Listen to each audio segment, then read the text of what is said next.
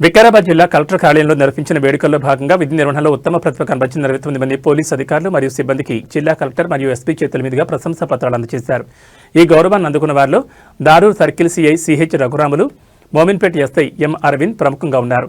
DPO కార్యాలయం నుంచి senior అసిస్టెంట్లు మహమ్మద్ ఆయూబ్, ఎం సాయి ప్రసాద్ మరియు ఐటీ సెల్ నుంచి ఎం కేశవులు తమ సేవలను గుర్తింపు పొందారు.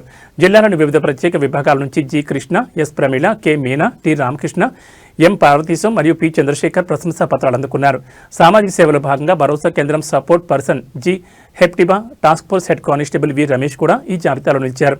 వివిధ పోలీస్ స్టేషన్లో క్షేత్రస్థాయిలో విశేష సేవలు అందించిన కానిస్టేబుల్ హెడ్ కానిస్టేబుల్లో Jameel, Ramesh Varma, S Gopal, MD Jahangir Pasha, Balaram, Narasimhulu, Naresh, Jayavardhan, J Saikrishna Yadav, B Ashok Kumar, M Srinivas మరియు కె నాగేంద్ర జిల్లా అధికారుల నుంచి పురస్కారాలు అందుకున్నారు. వీరితో పాటు డిఏఆర్ హెడ్ క్వార్టర్స్లో విధులు నిర్వర్తిస్తున్న ఆర్ వెంకటయ్య, శేఖర్, వి జగ్గమ్మ మరియు యు సత్యనారాయణ కూడా ఉత్తమ పనితీరు కనబరిచిన వారిలో ఉన్నారు.